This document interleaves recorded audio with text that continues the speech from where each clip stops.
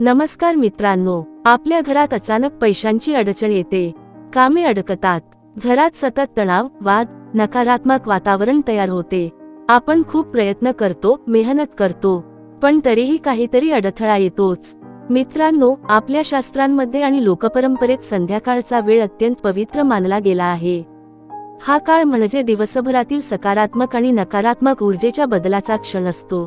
याच वेळेला जर आपण योग्य कृती केली तर घरात सुख, शांती आणि धन स्थिर होते, आणि जर काही चुका केल्या तर लक्ष्मीचा प्रवेश थांबतो असं मानलं जातं. संध्याकाळी उंबरठ्यावर काय जाळावे? शास्त्रानुसार सूर्यास्तानंतर उंबरठ्यावर कापूर, धूप, गोमूत्री धूप किंवा गाईच्या शेणाची अगरबत्ती यापैकी कोणतीही एक वस्तू जाळावी. कापूर का जाळतात? कापूर जाळल्याने वातावरणातील नकारात्मक ऊर्जा नष्ट होते. कापूर पूर्णपणे जळून राखही राहत नाही, याचा अर्थ अहंकार आणि दुःख पूर्णपणे नष्ट व्हावे असा संदेश. धूप का लावतात? धूपाचा सुगंध घरातील सूक्ष्म अशुद्धता दूर करतो. वैज्ञानिकदृष्ट्याही धूपातील औषधी गुणधर्म वातावरण शुद्ध करतात. उंबरठा का महत्वाचा? उंबरठा म्हणजे घराचा प्रवेशद्वार. याच ठिकाणाहून सकारात्मक किंवा नकारात्मक ऊर्जा घरात प्रवेश करते. म्हणून संध्याकाळी उंबरठ्यावर दिवा, कापूर किंवा धूप लावणे अत्यंत शुभ मानले जाते. संध्याकाळी कोणत्या चुका टाळाव्यात? अनेक घरांमध्ये नकळत या चुका होतात.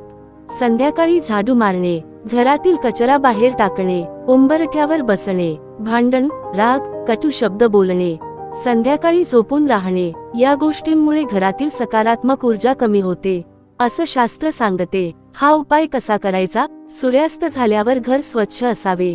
उंबरठ्याजवळ एक लहान ताट घ्यावे, त्यात कापूर किंवा धूप पेटवावा. देवाचे स्मरण करावे, मनात एकच प्रार्थना करावी, हे लक्ष्मी माता, आमच्या घरात सुख, शांती आणि समाधान नांदो. मंत्र माहीत नसला तरी चालेल, भावना आणि श्रद्धा महत्वाची आहे.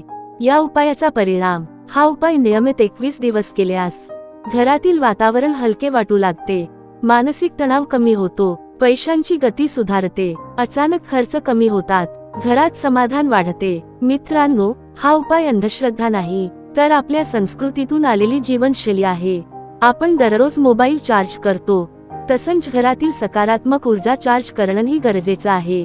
आजपासून फक्त 2 मिनिटे द्या आणि बदल अनुभवून पहा. व्हिडिओ आवडला असेल तर लाईक करा, आपल्या कुटुंबियांसोबत शेअर करा आणि अशाच धार्मिक व उपयुक्त माहितीसाठी चॅनलला सबस्क्राईब करा.